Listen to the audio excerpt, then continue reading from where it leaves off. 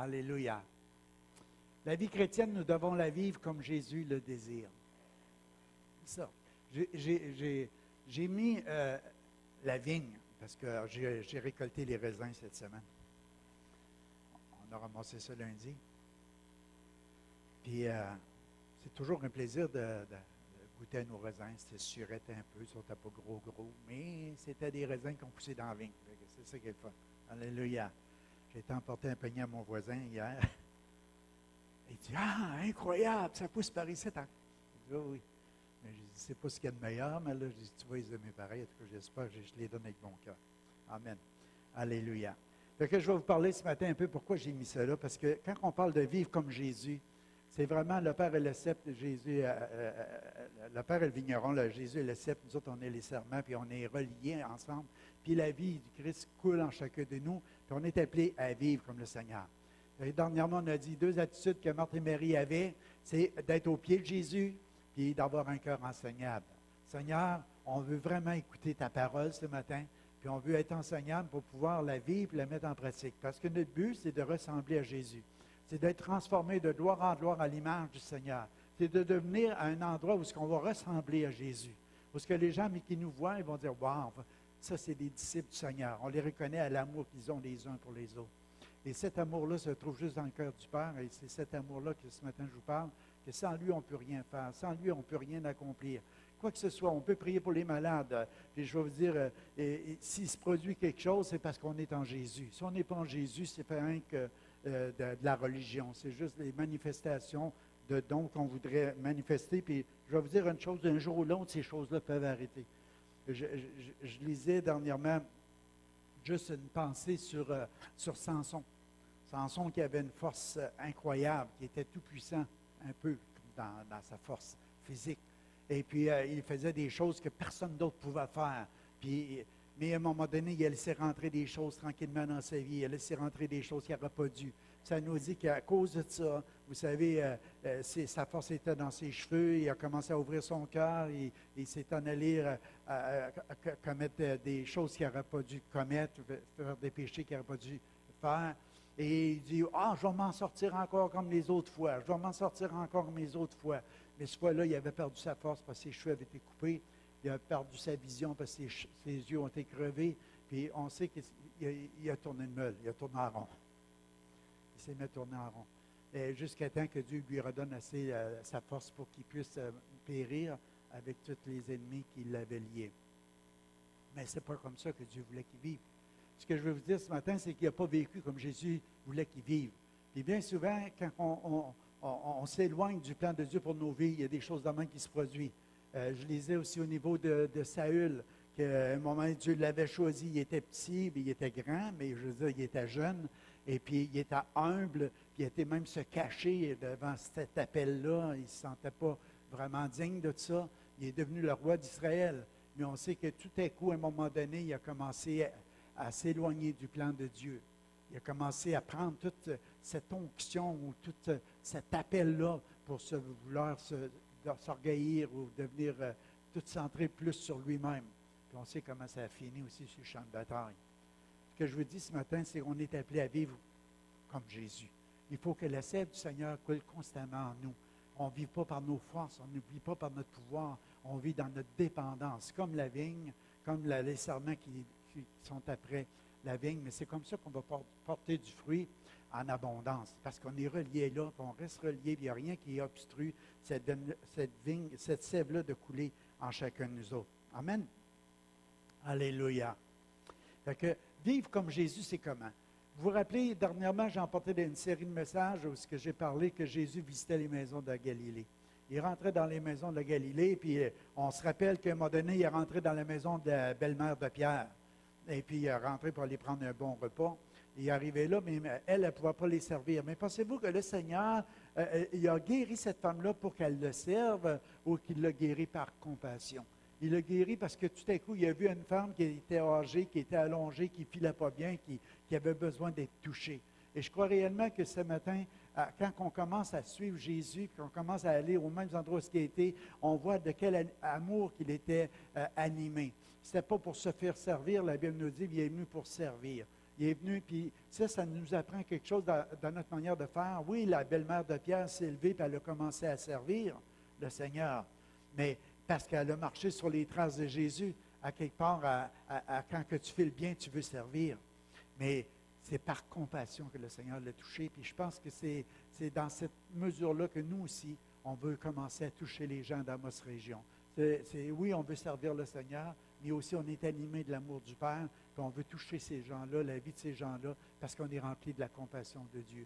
Quand on commence à vivre, puis à ressentir ce que les gens vivent, on peut être des éléments vraiment importants dans les mains du Seigneur pour que les gens puissent recevoir des bénédictions qui viennent du cœur du Père. Ce que le Père désire pour chacune de nos vies, c'est qu'on lui ressemble. C'est ça que ça veut dire, c'est qu'on lui ressemble à lui. Avant même de faire les choses, si on lui ressemble, on va agir. Si on lui ressemble, on va toucher les gens. Si on lui ressemble, on va vouloir que les gens reçoivent l'amour et l'amour en abondance. Amen. On va lui ressembler de plus en plus. Jésus a dit, je suis la lumière du monde. Celui qui me suit ne marche pas dans les ténèbres, mais il aura la lumière de la vie. Pour rappeler la guérison des aveugles, on veut voir. Que notre prière ce matin, Seigneur, on veut voir. Jésus dit, je suis la lumière de la vie. Celui qui me suit ne marchera pas dans les ténèbres. Donc, on veut essayer de suivre Jésus pour qu'on puisse voir de la manière que lui voyait et puis qu'on puisse agir comme lui aussi agissait dans ce monde. Alléluia. Fait que Jésus nous équipe, notre capacité vient de lui. Ça a été écrit dans 2 Corinthiens 3,5, s'il y en a qui veulent aller voir. Nous sommes équipés sous son autorité, ses dons, sa puissance, nos capacités, tout ce que Jésus a, il veut nous le déverser en nous. Il veut nous le donner. Et puis, c'est pour ça que toute la gloire lui revient tout le temps. Et sans lui, nous ne pouvons rien faire. C'est ça qui est écrit dans Jean 15. Sans lui, nous ne pouvons rien faire. On ne doit jamais, jamais, mais jamais oublier que tout vient de sa grâce. Tout vient de sa grâce. Le mot grâce, ça veut dire une faveur imméritée, un don, un cadeau. Tout vient de lui. Tout vient de lui. Et tout est pour lui. Et si nous vivons, c'est plus pour moi que je vis, c'est pour lui. J'écoutais un raisonnement de quelqu'un cette semaine, juste de même, qui disait, bien maintenant j'ai décidé de vivre pour moi-même. Puis je disais, mais c'est loin de l'Évangile, ça. Il y a quelque chose que personne ne saisit pas ou échappe à quelque part. Parce que si je vis, c'est plus moi qui vis, c'est Christ qui vit en moi. Je vis maintenant dans la foi, je vis pour plaire au Seigneur. Je lui appartiens. Jésus veut déverser sa vie en moi, puis il vit à travers moi. S'il veut toucher les gens, qu'il puisse les toucher. Mais avec le cœur du Père. Pas pour ma gloire, mais pour sa gloire. Amen.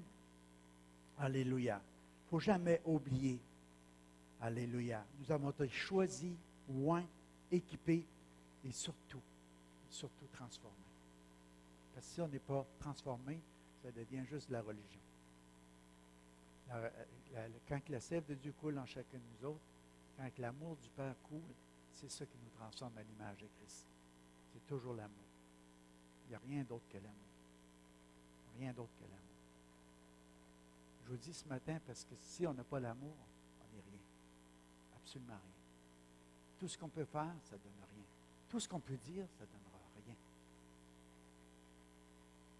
Si on n'a pas l'amour, on n'a pas Dieu. Parce que Dieu est amour. C'est tellement important ce matin qu'on puisse le réaliser. Proverbe 20, verset 6. Beaucoup de gens proclament leur bonté, mais un homme fidèle, qui le trouvera? Le juste marche dans son intégrité, heureux ses enfants après lui. Il y a trois choses que je trouve bonnes dans ce verset-là. Il y a la bonté, il y a la fidélité, puis il y a l'intégrité. Trois points importants. Mais c'est drôle parce que Proverbe nous parle, puis on sait, c'est la sagesse, Salomon écrit, il dit, beaucoup de gens proclament leur bonté. Mais un homme fidèle, qui le trouvera? Ça veut dire que tu peux être bon, puis tu peux pas être fidèle. C'est drôle, hein? Parce qu'on peut être religieux et être bon,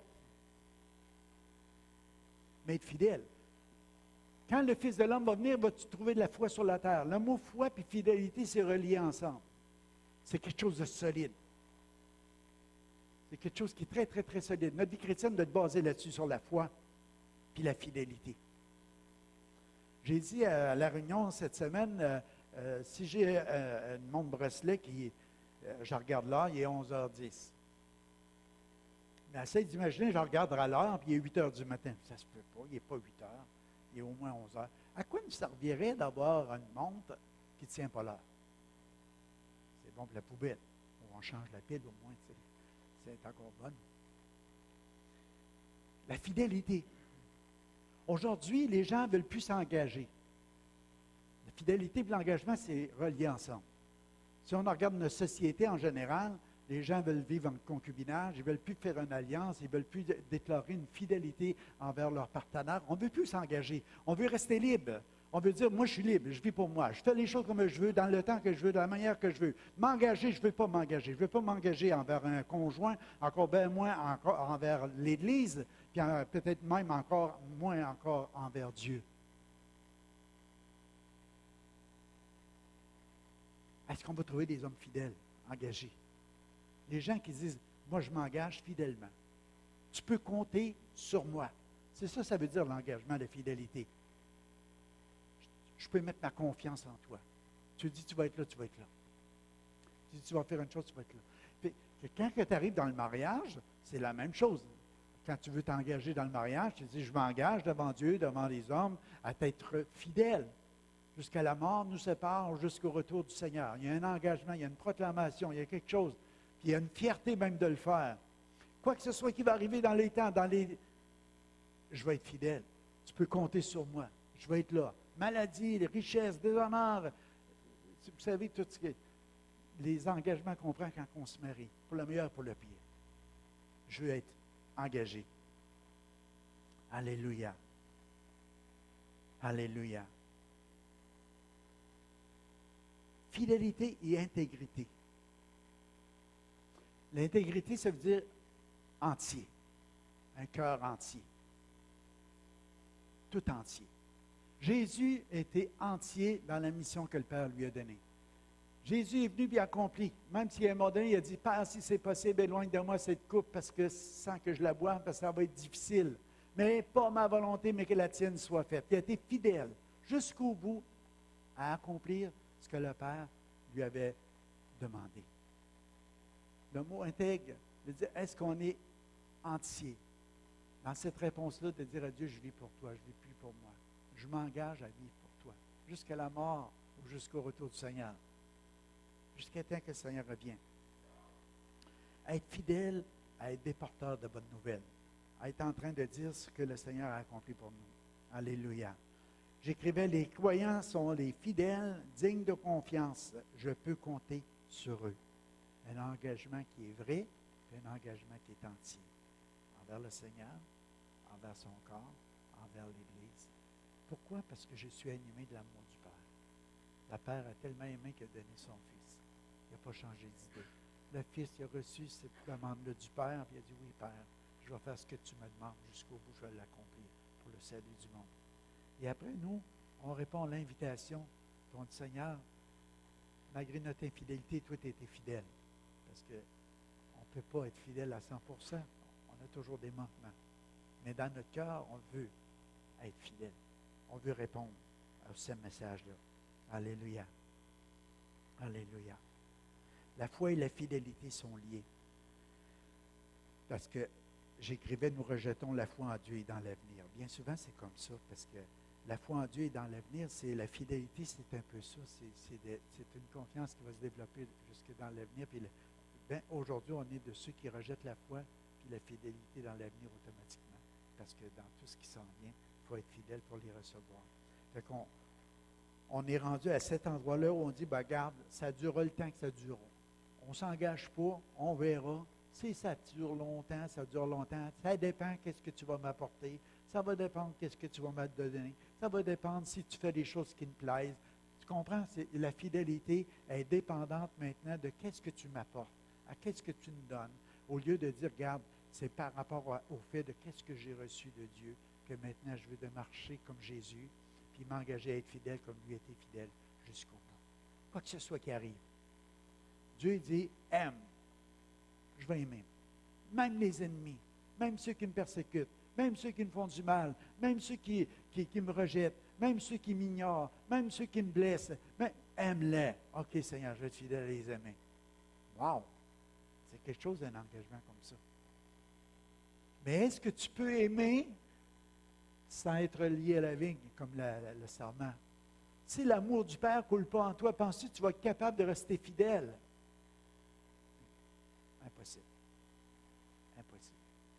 Je veux dire, bien souvent, regarde dans ta vie chrétienne, si à un moment donné, tu t'es éloigné, puis tu as chuté, puis tu as tombé, c'est quand à un moment donné, tu as manqué dans ta relation avec le Père, dans ta communion avec Dieu. Il est arrivé des choses, tu t'es éloigné, tu n'as pas mis l'emphase sur ton intimité avec le Seigneur, mais tout à coup, tu as manqué dans l'amour, tu as manqué de patience, tu as manqué de douceur, tu as manqué de maîtrise de soi, tu as manqué de tous ces fruits de l'esprit. Là. Pourquoi? Parce que la sève coulait de tout. Tu as essayé d'aimer avec ton amour. Tu as essayé d'être patient, mais à un moment donné, écoute, je dis, il y a un temps où ça passe, là, et c'est beau la patience, mais là, tu en fais trop, là. Tu comprends-tu, je veux dire? Tu vas être limité. Tandis que l'amour du Père est illimité. Dans cet amour-là, tu vas retrouver le fruit de l'Esprit qui va faire que tu vas ressembler à Jésus, que tu vas vivre comme Jésus, que les gens vont voir Jésus en toi. Amen. Fait que, alléluia. Moi, mon plus grand désir, j'écrivais, c'est au niveau de notre caractère, nos attitudes, nos comportements. Seigneur, change ça. Seigneur, change ça. Mais la seule façon, Seigneur, c'est toi qui peux me changer. C'est par ton amour en moi que ça peut changer. Quand on a reçu Jésus, qu'est-ce qu'on a reçu? C'est un trésor inestimable. Inestimable. C'est ça qui peut changer toutes nos relations avec Dieu, le Père, puis aussi avec tous nos semblables. Premièrement, dans notre propre maison. Ça va changer toutes nos relations. Tout ça s'accomplit tout simplement parce que j'ai reçu Jésus. Pour ça, c'est une valeur inestimable de le Seigneur. Alléluia. J'écrivais, il désire que nous vivions une vie qui en vaut la peine, pleine de joie, avec des projets de bonheur pour notre avenir. C'est ça que le Seigneur veut pour nous autres. Il y a plein de projets, il y a plein de bonheur. On a entendu les dernières prédications, beaucoup là-dessus. C'est-à-dire le plan de Dieu pour nos vies. Dieu, il y a des plans spéciaux pour nous autres. Puis, Jean 15, 9, il me dit, « Comme le Père m'a aimé, je vous ai aimé, demeurez dans mon amour. » Comment est-ce que je peux demeurer dans l'amour de Dieu? En gardant ses commandements, en étant fidèle à sa parole, en gardant et la serrant sur mon cœur. Je serre ta parole dans mon cœur. Je serre ta parole dans mon cœur, Seigneur, afin de ne pas pécher contre toi. Ça, c'est le deuxième passage qui dit que ce livre de la loi ne s'éloigne pas de toi. Médite-le jour et nuit pour agir fidèlement selon tout ce qui est écrit. Tu vois-tu le mot fidèlement? Si tu veux être fidèle, médite la parole de Dieu jour et nuit. Garde-la, serre-la dans ton cœur, afin de ne pas pécher contre Dieu, afin de demeurer fidèle jusqu'au bout. Cette relation-là. Le Seigneur, il me dit, garde, tu veux demeurer dans mon amour? Demeure dans ma parole. Wow! On commence à en savoir un petit peu plus, hein? Pourquoi? Jésus, c'est la parole. Tu veux vivre comme Jésus. Demeure en lui. Demeure dans sa parole, que sa parole demeure en toi et toi dans sa parole. Il y a quelque chose de merveilleux qui va se produire. Tu vas ressembler de plus en plus à Jésus. Tu vas agir fidèlement selon que le livre de la loi. Ce n'est pas juste de lire, de méditer, c'est de mettre en pratique. Dieu va nous transformer à son image, à sa ressemblance. Il a permis par sa vie, ses paroles et ses actions, ses enseignements, et par-dessus tout son esprit qui répand l'amour du Père en nous. Je sais que j'ai lu ça. Que nous soyons guidés, que nous soyons transformés tous les jours dans tous les domaines à son image. Si nous acceptons d'être transformés par lui au quotidien, nous serons émerveillés de voir tout ce qu'il fera en chacun de nous. Vous savez pourquoi? Parce qu'il est fidèle. Il est fidèle. Il est fidèle à sa parole. Nous allons prendre modèle sur lui. Tout ce qu'il est, nous le serons. Tout ce qu'il a fait, nous le ferons. Quelque chose, hein? Regardez ce que le Père a dit à Jésus. C'est Jean 5, verset 19. Jésus reprit donc la parole et leur dit, en vérité, je vous le dis, le Fils ne peut rien faire de lui-même, mais il ne fait que ce qu'il voit faire au Père. Et tout ce que le Père fait, le Fils aussi le fait pareillement. car le Père aime le Fils et lui montre tout ce qu'il fait. Il lui montrera des œuvres plus grandes que celles-ci, afin que vous soyez dans l'étonnement. Fait que le Père, il dit, il aime le Fils. À cause de l'amour qu'il aime pour le Fils, il dit, regarde, je te montre toutes les choses que tu devras faire. Le Fils, il dit, je vous aime du même amour que le Père m'a aimé. Je vais vous montrer tout ce que le Père m'a montré. On veut connaître le plan du Père, mes amis. Il y en a, il veut savoir. Père, à quoi tu m'appelles? C'est quoi tu veux que je fasse? Aime. Aime. Pas compliqué. Aime. Ah, ben c'est pas ça que je veux savoir. Je veux savoir si je vais être un prophète, si je vais être un apôtre, si je vais être un pasteur, si je vais être un évangéliste. Je veux savoir quel don, quel talent, si je vais avoir les dons de miracle, les paroles de connaissance, les paroles de sagesse. Comprenez-vous? Nous autres, on veut avoir tout de suite les gros ministères, les grosses choses. Pourquoi? Parce qu'on est bien souvent centré un peu sur nous autres, on veut paraître. Mais Dieu dit, aime. Si tu aimes les gens, tu vas être rempli de l'amour, tu vas être rempli de la bonté, tu vas être rempli de la compassion, tu vas être rempli de la douceur, tu vas être rempli de la douceur. Oui, bien, je l'ai dit encore une fois, probablement je ne suis pas assez doux. La maîtrise de soi. Mais qu'est-ce qui va arriver? Tu vas répondre aux besoins des gens. Tu vas répondre aux besoins des gens. La compassion qui va t'animer va faire en sorte que tu vas manifester les dons, les talents que Dieu t'a donnés pour répondre aux besoins des gens qui sont autour de toi. Tu vas suivre Jésus. Pensez-vous que Jésus savait tout le temps, peut-être lui, tout ce qui arriverait dans la journée? Il allait dans la présence du Père. Mon Père, montre-moi aujourd'hui qu'est-ce que c'est que je vais faire. Aujourd'hui, tu vas avoir à guérir 2, 3 aveugles, ressusciter un mort, je ne sais pas encore. Il y a une petite fille, ou peut-être une femme à perte de sang va te toucher, tu diras ça. Le Père lui montrait toutes les choses d'avance. Tu sais, il était rempli de l'amour. Puis, un moment donné, il voit la veuve qui est en train d'enterrer son fils, il dit, ça n'a pas de bon sens. Son mari est mort. En plus, elle perd son fils, m'a ressuscité. Elle, c'est trop. Il fait du bien. Elle n'a rien demandé. Il arrête tout ça. Le cortège funéraire. Puis il ressuscite le fils, puis il le donne à sa mère. Comment vous pensez qu'elle file, madame? Hein? Elle a déjà perdu son mari, puis elle retrouve son fils au lieu d'aller l'enterrer. Cette femme qui était atteinte d'une perte de sang, elle s'approche du Seigneur par en arrière. Puis elle dit, j'ai été voir les médecins, ça fait des années que je suis pogné avec mon problème, puis je ne suis pas capable de trouver de solution, puis les médecins ne peuvent rien faire pour moi, j'ai plus d'argent, j'ai plus rien, puis je suis rejeté de tout le monde à cause de la perte de sang. Puis si je peux toucher au moins le bord de son vêtement, parce qu'elle avait entendu parler que Jésus, quand il touchait les gens, il les guérissait. Mais il fallait qu'elle y aille par en arrière pour pas que les gens la voient. Mais en touchant Jésus, elle a reçu. Vous voyez, le Seigneur, à cause de cet amour-là, à cause de cette réputation-là qu'il avait, quand les gens le touchaient ou qu'il touchait des gens, il se passait quelque chose, mais ça amène les gens à vouloir te toucher. Tu veux vivre comme Jésus? Moi, je vais te dire, je ne prierai pas pour ça, mais ma prière, c'est je veux ressembler à Jésus. Mais de l'autre bord, tu arrives à un endroit, tu dis, il n'y a plus de place où tu peux reposer la tête. Il n'y a plus de place où tu peux aller te reposer. Il fallait que Jésus dise à un moment donné, puis je l'ai écrit dans le mot du pasteur de cette semaine, le Seigneur il a dit à un moment donné, venez à l'écart, on va aller se reposer un peu. Et sentez-vous pas coupable, la gang, on va aller à la chasse à l'ornière. Parce que le Seigneur, il savait qu'il va toujours avoir des besoins. Il va toujours en avoir des besoins. Ne pensez pas que dans ce monde-ci, à un moment donné, qu'il n'y aura plus de besoins. Il va toujours avoir des besoins. Il dit, regarde, on va prendre un petit peu de temps, on va se reposer un peu, parce qu'il y en a toujours des besoins. Plus que tu vas vouloir vivre comme Jésus, plus que le Seigneur va t'utiliser pour répondre aux besoins des gens. Avec les dons, avec les talents, les capacités, avec toutes les choses qu'il te donne. Puis ça vient de lui.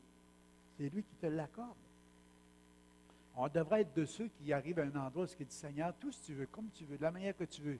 Seigneur, prends ma journée. Je te donne tout, Seigneur. Je ne sais pas ce que tu vas faire aujourd'hui, Seigneur, avec moi, mais je veux juste te dire, Seigneur Jésus, vis en moi. Alléluia. Vis en moi, Seigneur.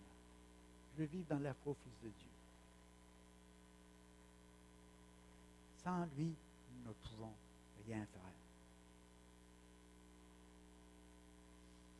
Vous savez, la vigne, ça exprime l'idée de dépendance, d'abondance, d'énormes, non, de petits raisins dans le nord. Mais il y a beaucoup de grappes. Quand tu prends une grappe de raisin, surtout quand ils sont petits, c'est encore plus réel. J'avais des grappes. Là. Si tu pognes un raisin à la fois, tu essaies de les séparer, c'est quasiment difficile. Mais ils sont toutes là, ils sont toutes bien cordés, ils sont toutes bien reliés ensemble. Ça, ils sont reliés à la vigne, puis ça s'est produit. C'est le fruit de l'esprit. C'est ça que le Seigneur, il veut qu'on réalise ce matin, c'est qu'à un moment donné, ça va être tout attaché ensemble. La douceur, la bonté, la maîtrise de soi. Tout ce fruit-là de l'esprit, il va tout pris ensemble dans cette petite grappe-là, ça c'est toi. Alléluia. Wow! Vis comme Jésus, relié à l'amour du Père. Ça coule en toi, c'est une vie abondante. Ça produit des grappes abondantes. Puis qu'est-ce qu'on fait avec des grappes de raisin? Moi, je ne l'ai pas fait, mais on devrait les fouler. Hein, on se fait du bon vin. C'est que ça fait quand tu bois trop de bon vin. Il y en a qui vont dire que ça donne des mal de tête. Mais avant le mal de tête, ça donne la joie. Ça donne la joie. Ça, c'est sur le plan humain. Mais si le Seigneur il a pris cet exemple-là, il veut juste qu'on réalise une chose. Plus qu'on va être rempli de l'amour du Père, plus qu'on est connecté à cette sève-là, plus qu'elle coule à nous autres, plus qu'on produit ce fruit-là, c'est la joie. Il n'y a plus de joie à donner qu'à recevoir.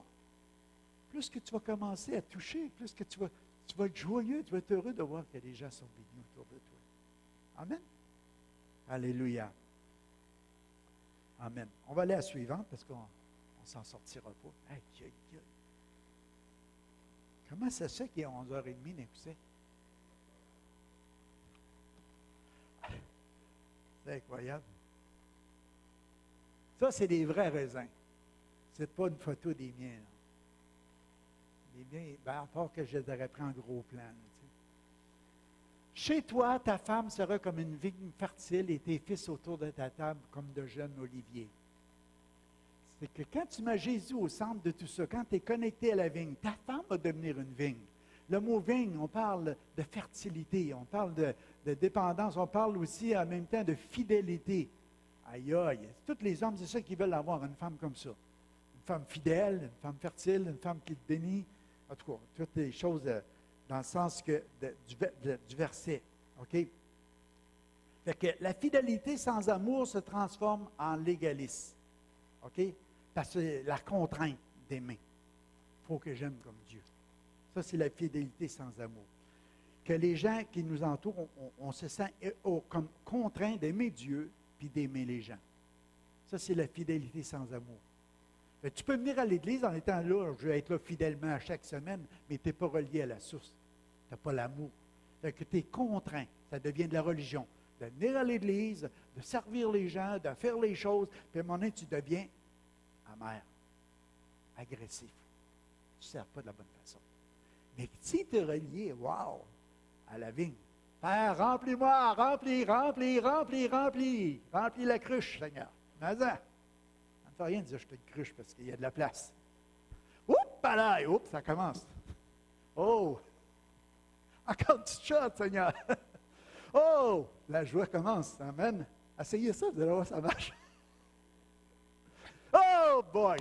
Allez, arrête. Alléluia. Moi, quand je commence, je déborde après. Puis quand je déborde, des fois, ça arrête le message. Oups, là.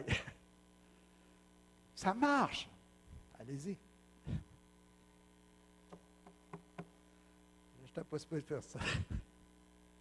S'il est la source, il est la source. Seigneur, remplis-nous. Chez toi, ta femme sera comme une vigne fertile. Merci pour mes 6 enfants, Seigneur. Tes fils, j'en ai un, comme un jeune olivier. Il y a des choses que ça veut dire ici, ces passages-là. Premièrement, tes fils autour de la table nous communiquent l'idée d'une bonne influence de parents sur leur enfant. Le mot grec, dans sa définition, nous parle de sainteté, chasteté, pureté, propreté, sincérité et modestie. Tout ce qu'un homme désire d'une femme. C'est comme ça qu'elle va être. Ta femme va être comme une vigne féconde. Pourquoi? Parce que tu es relié. Elle est reliée. L'amour du Père coule en elle. Il se passe ces choses-là dans sa vie. Et tes fils vont devenir comme des plants d'olivier. Les plants d'olivier, c'est symbolique biblique de la paix. Premièrement, vous vous rappelez la colombe, quand il y a eu le jugement qui est venu, Noé, quand il y a eu le déluge, puis la colombe est revenue avec un morceau d'olivier, là, la fleur. C'est quoi? La fleur. Oh boy. Mais ça voulait dire que le jugement était passé. OK? Le jugement était passé. Moi, je peux vous dire une chose, le jugement, il est passé. Il est passé sur Jésus. Il y en a un autre qui est à venir pour ceux qui ne seront pas en Jésus. C'est pour ça l'importance pour nous de répandre la bonne nouvelle. Que le jugement est passé si tu viens à Jésus. Que tu vas être sauvé. Alléluia, du jugement à venir. Fait que Jésus au centre de la famille, ça apporte la grâce, la paix et l'unité. Parce que c'est le symbole aussi de l'huile. C'est comme l'huile précieuse qui coule sur la barbe d'Aaron, qui coule sur le bord, c'est qui est répandue sur sa tête, l'huile d'Aaron. C'est symbolique de la fraternité, de l'unité, d'être bien ensemble. C'est tout le symbolique. C'est ça que tu retrouves dans le foyer, dans la famille. Quand Jésus est au centre de tout ça, qu'est-ce qui se passe? C'est que ta femme est fidèle, ta femme est comme la vigne, elle est reliée, il y a de l'abondance, il y a de la bénédiction, il y a de la fertilité, il y a tout ce qu'il faut. Tes jeunes gens sont comme des plants d'olivier, c'est comme l'huile qui est répandue sur la barbe d'Aaron, c'est comme la bénédiction, c'est la vie, c'est l'unité, c'est la paix, l'harmonie. C'est ça qu'on veut dans nos foyers. Amen? Louis II nous en parle comme de puissance, de miracle, de force, de pouvoir, de sens, des moyens, de capacité. Pour les Grecs, quand on parle de l'olivier, là, on parle de force, de sagesse, de vivre vieux, de l'espérance, de victoire, de gloire, de richesse, d'abondance, mais aussi de fidélité. Vous voyez, c'est tout relié ensemble. L'olivier, c'est quelque chose qui va croître lentement. Tes fils sont dans ta maison comme de jeunes oliviers. Ça nous dit à partir de la 3e année d'un olivier sauvage, là, d'un olivier tout simplement, tu commences à le tailler. Mais tu commences par l'intérieur de l'olivier, puis tu le tailles. Progressivement, chaque année, tu tailles un peu.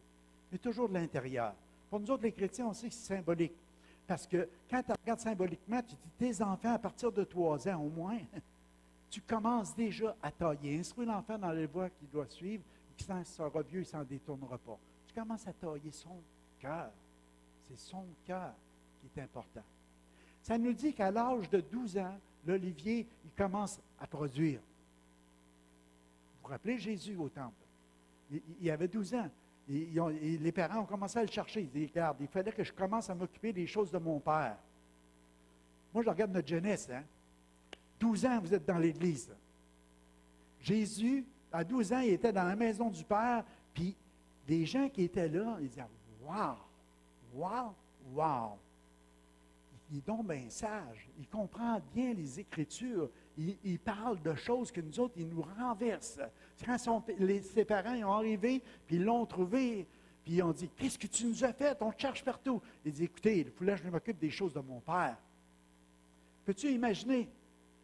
Mais là, tu es rendu à 12 ans, tu dis, ton père, il commence il trouve à quelque part, puis comment il va être fier, puis il va être content de dire, tu es en train de parler des choses de Dieu. Moi, je comprends la parole de Dieu, je connais Dieu, j'ai une relation avec Dieu, je suis connecté à Dieu, je suis rempli de Dieu, puis je commence à parler des choses de Dieu.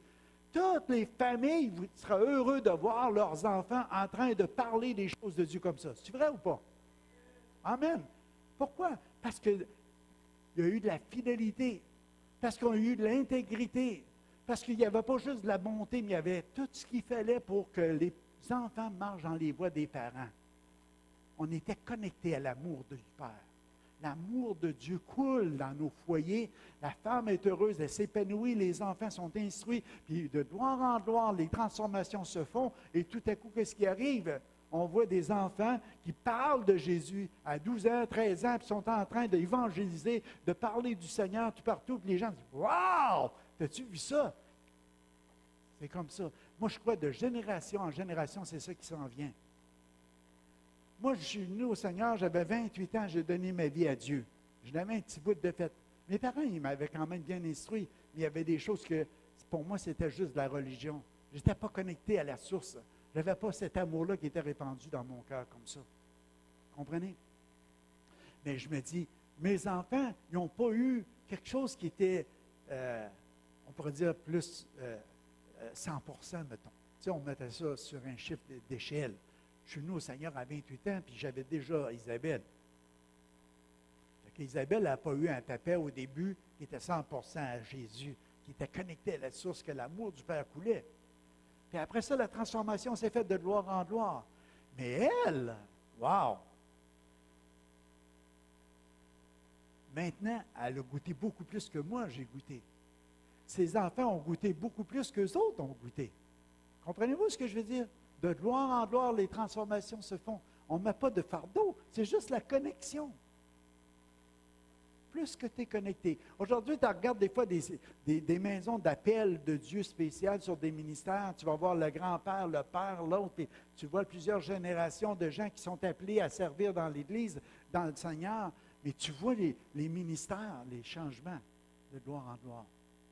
Parce que l'expérience du Père, qui a parlé à l'autre, puis a parlé à l'autre, puis a parlé à l'autre, fait que les choses se font différemment dans l'amour de Dieu. Mais s'ils sont toujours restés reliés à la source, l'importance d'être relié à la source, parce que c'est là que tu as tout. Amen. On va tourner rapidement. Oh là là. C'est pour ça qu'on dit forme le jeune homme, le jeune enfant selon les voies qu'il doit suivre. Même quand il sera devenu vieux, il n'en déviera pas. Ça, c'est des promesses. Même quand il va devenir vieux, il ne s'en détournera pas. Alléluia. Alléluia. Juste un verset, je vais rajouter à ça, pour pouvoir faire ça plus court. Les parents doivent enseigner cette voie à leur enfant en leur faisant découvrir le goût pour la parole de Dieu. Le voleur, lui, vient juste pour dérober, égorger, détruire. Mais moi, je suis venu afin que les brebis aient la vie et qu'elles soient dans l'abondance. Ça, c'est une promesse pour toutes les familles. Dieu veut qu'il y ait de la vie en abondance dans chaque maison. Dans chaque maison. Si on veut vivre comme Jésus, il faut se nourrir de la parole de Dieu. Il faut être relié à la source. Puis continuellement, nos enfants vont être élevés dans ces voies-là. On va aller à la suivante. Je vais essayer de les passer rapidement. On veut vivre comme Jésus, gardez Jésus. L'Esprit du Seigneur est sur moi parce qu'il m'a oint pour annoncer une bonne nouvelle aux pauvres. Il m'a envoyé guérir ceux qui ont le cœur brisé, pour proclamer aux captifs la délivrance, aux aveugles le recouvrement de la vue, pour envoyer libres les opprimés, pour publier une année de grâce du Seigneur. Qu'est-ce qui s'est passé? C'est que quand tu regardes ce passage-là, tu dis la même onction, le même Saint-Esprit. Qu'est-ce qui était sur Jésus? Il est en nous. On a le même ministère. Le Seigneur, le Père, il veut nous utiliser de la même façon qu'il a utilisé son Fils. Parce que c'est le même amour qui répand en chacun de nous, avec cette même onction-là, pour annoncer cette bonne nouvelle-là autour de nous. Pour que les pauvres entendent une bonne nouvelle, guérir les cœurs blessés, brisés, puis proclamer aux captifs la délivrance, toutes ces choses-là. Mais je veux vous garder à une transformation radicale. Acte 2, 22, 9, il dit « Ceux qui étaient avec moi virent bien la lumière, mais n'entendirent pas la voix de celui qui parlait. » Je veux juste vous parler de Paul de Tarse, qui était élevé, instruit au pied de Gamaliel. Cet homme-là, il avait reçu la parole de Dieu. Il était imbibé de la parole de Dieu. Tu sais, je veux dire, il avait un beau grand ministère devant lui. Tu sais, à cause qu'il avait étudié là, il avait reçu, il avait compris, il avait saisi beaucoup de vérités dans la parole de Dieu. Mais il n'était pas relié à la source. Et avant qu'il reçoive cette touche-là du Seigneur, c'est qu'il y avait beaucoup plus dans son cœur le désir du jugement. Ah, cette secte-là m'a à détruire au nom de Dieu. Tous ces chrétiens-là, ils mettaient à mort, ils mettaient en prison.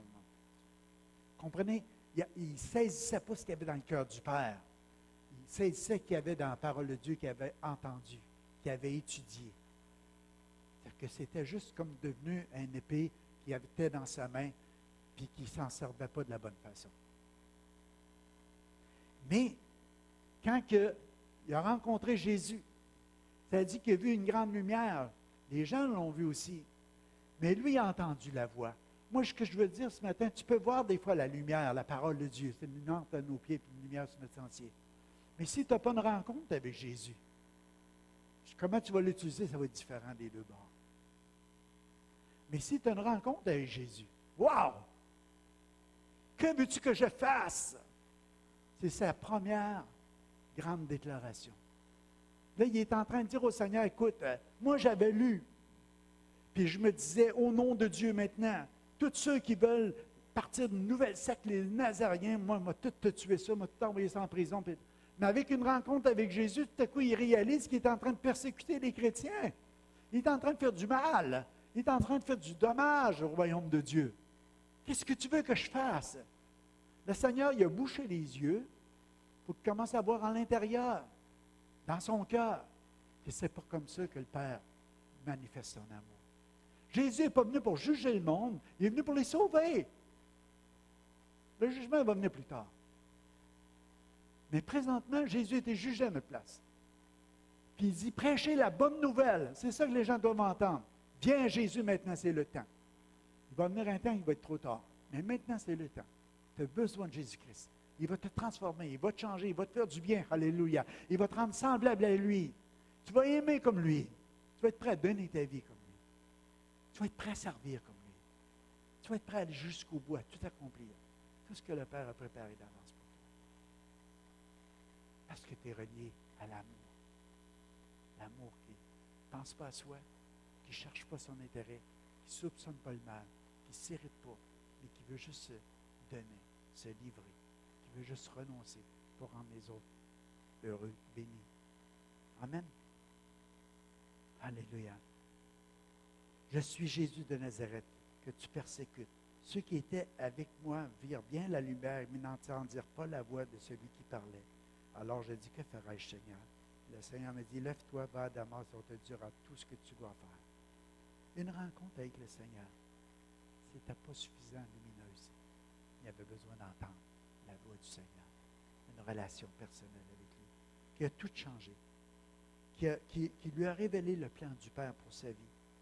Tu sais, quand il a envoyé Ananias, il dit, nos pères t'ont destiné à connaître sa bonté, à voir le juste, à entendre les paroles de sa bouche, car de lui tu seras témoin auprès de tous les hommes des choses que tu as vues et tu as entendues. Vous savez, le Seigneur est en train, Ananias est en train de lui dire, avant même que tu naisses, avant même, tu sais, Galates 1,15, vous allez le voir à l'autre bord, on va terminer avec ça parce que, il m'en reste deux si vous me permettez, je vais plus vite, je vous les garoche un petit peu. Galates 1,15. Mais lorsqu'il a plu à Dieu de celui qui m'avait mis à l'écart dès le sein de ma mère et qui m'a appelé par sa grâce de révéler en moi son Fils, afin que j'annonce parmi les païens, aussitôt je ne consultai ni la chair ni le sang. Cette semaine, ça m'a touché, ce passage-là. J'ai même dit ça à quelqu'un parce qu'il y a une personne avec qui j'ai eu une interaction, on a jasé. Et puis je lui disais, quand Paul a eu cette visitation du Seigneur, il ne s'est pas tourné vers papa, vers maman, il s'est vers sa femme, vers ses enfants, il ne s'est pas tourné vers le chef religieux Gamaliel, il ne s'est pas tourné vers les autres, il disait, « Hey, qu'est-ce que je devrais faire? » Je m'en allais sur le chemin, j'ai eu une lumière, tout à coup j'ai entendu une voix qui me dit, « Je suis Jésus de Nazareth que tu persécutes, puis qu'est-ce que tu veux que je fasse? » Bon, ben, maintenant, c'est quoi je devrais faire? Il dit, « Je n'ai pas consulté ni la chair et le sang, j'ai décidé moi-même maintenant de vivre pour Jésus. » Ce n'est pas une question de mon mari veut, mon chum ne veut pas, ma blonde ne veut pas. Non, j'ai décidé personnellement de suivre Jésus, de m'engager à suivre le Seigneur. Comment est-ce que les gens vont voir la lumière? Des fois, ils voient la lumière à travers nos vies, mais c'est un choix personnel qui va t'emmener à suivre Jésus. Dis Amen. C'est de même, ça va marcher, mes amis. Et si la personne qui se dit croyant, qui aime le Seigneur, puis qui vit tout croche dans le péché, dans n'importe quoi, comment tu penses que tu vas éclairer ta maison? Comment tu penses que tes enfants vont devenir des plants d'olivier? Comment tu penses qu'ils vont servir le Seigneur? Jamais! Parce que tu es ténèbres, tu n'es pas lumière. Et celui qui suit le Seigneur, il est lumière, il ne marchera pas dans les ténèbres. Amen! Je suis fâché.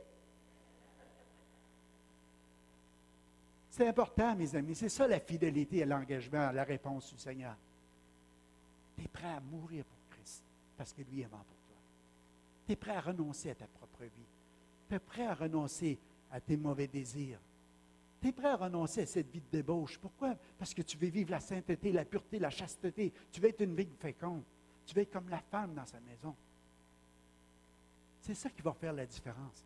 On veut que les gens voient Christ à travers l'Église. Ils ne verront pas. Ils vont voir quelqu'un qui est prêt à mourir pour un pécheur. Et pas vivre comme les pécheurs. C'est différent. Sinon, tu veux vivre comme tu veux vivre. Tu veux juste prendre des bons côtés. Tu veux juste voir des lumières lumineuses. Mais tu ne réponds pas à l'appel du Seigneur. Ça coûte tout, mes amis.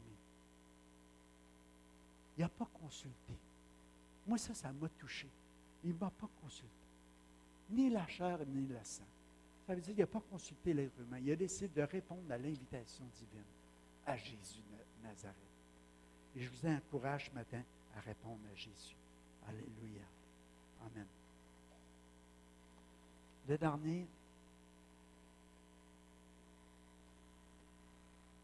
je ne prêcherai pas long, mais je vais le mettre quand même. Ce n'est pas que j'ai déjà remporté le prix ou que j'ai déjà atteint la perfection, mais je cours pour tâcher de le saisir, puisque moi aussi j'ai été saisi par Jésus-Christ.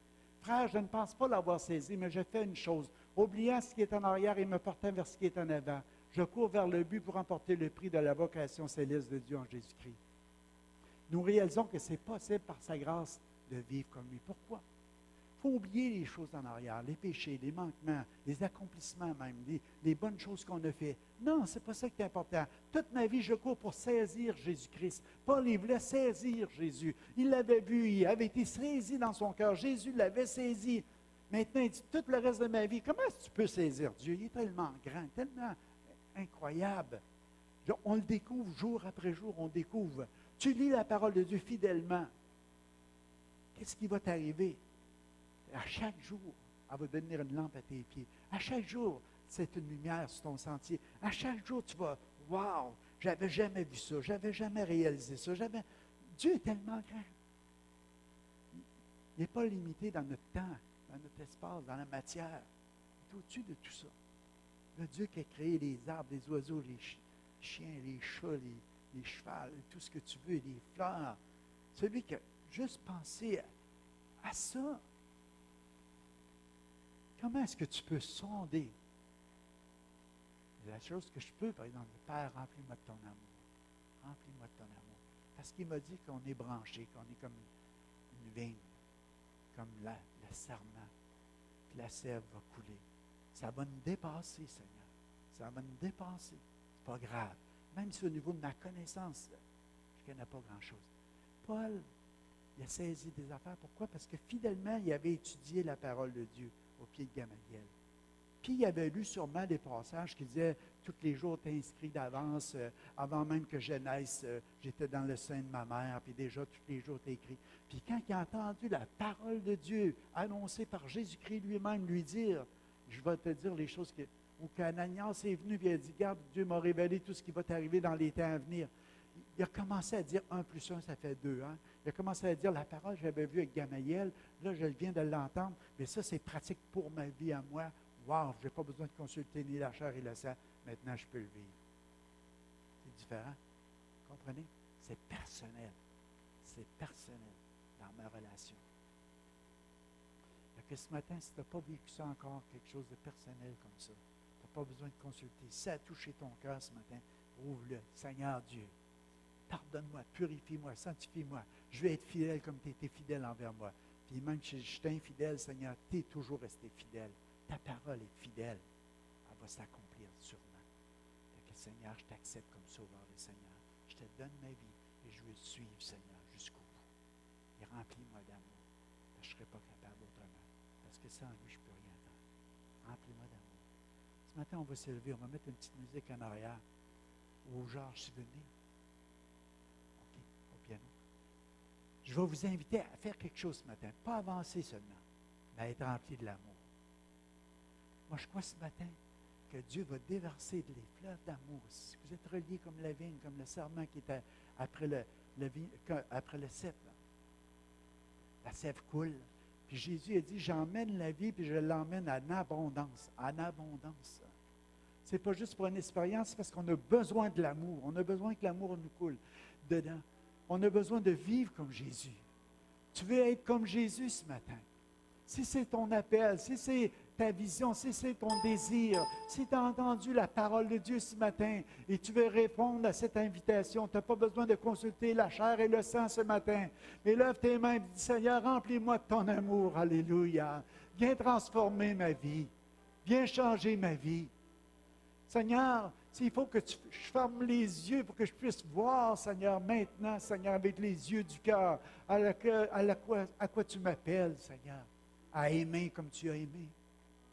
Tu sais, Seigneur, j'ai besoin d'être rempli d'amour pour ça, Seigneur. J'ai besoin d'amour pour aimer mon mari. J'ai besoin d'amour pour aimer ma femme. J'ai besoin d'amour pour aimer mes enfants. J'ai besoin d'amour pour aimer mes voisins, pour mes collègues de travail. J'ai besoin d'amour, Seigneur, pour apprendre à les aimer comme ils sont, Seigneur, à les respecter, Seigneur, à les aider, à les soutenir malgré leur mauvais caractère ou quoi que ce soit, Seigneur. J'ai besoin d'amour, Seigneur, pour te ressembler, Seigneur. Seigneur, je te prie ce matin, remplis-moi d'amour, alléluia. Je vais être rempli d'amour, Seigneur. Cet amour, Seigneur, qui va communiquer la paix, Seigneur, la tranquillité, Seigneur, la joie dans mon cœur, Seigneur. Malgré quoi que ce soit que j'aurai à vivre ou à traverser. Père, je te prie de remplir ton Église ce matin. Que les gens vont voir, Seigneur, que ce n'est pas juste quelque chose de lumineux, Seigneur, mais c'est des gens qui ont répondu à l'appel. Des gens qui vont commencer à vivre comme Jésus, qui vont vivre avec des convictions, qui vont vivre fidèlement, Seigneur, avec intégrité, Seigneur, remplis de ta bonté, Seigneur. Des gens fidèles. On veut que tu en trouves, mais que tu reviennes, Seigneur. Ici, dans cette Église, Père, des gens qui s'engagent, des gens à qui on peut avoir confiance, Seigneur. Des gens qui ne disent pas, Seigneur, on va voir combien de temps ça va durer, mais des gens qui disent jusqu'au bout. Jusqu'au bout, je veux te suivre, Seigneur. Père, ce matin, je te remercie, Seigneur, pour tout ce que tu vas faire dans ce lieu, Seigneur. Que tout ce que tu vas faire dans nos vies, Seigneur, que tout ce que tu fais maintenant, pendant cet instant, Seigneur, dans nos cœurs, tu nous changes, tu nous transformes. On veut juste être reliés, Seigneur. Seigneur, s'il y a quelque chose qui empêche cette sève de couler ce matin, enlève-les, Seigneur. Purifie-nous, Seigneur. Purifie-nous, Seigneur. Taille-nous, Seigneur. Enlève les barrières. Enlève les barrages. Enlève les péchés. Enlève nos iniquités. Enlève toutes ces choses de nos vies, Seigneur. Purifie-nous, sanctifie-nous, Seigneur. Père, tu es le bon vigneron. Oh, taille ta vigne ce matin. Fais ton œuvre en chacun de nous, Seigneur. Alléluia. Amène la vie en abondance, oh Dieu. La vie en abondance, Seigneur. C'est ma prière ce matin, au nom de Jésus. Soyez bénis, au nom de Jésus. Amen.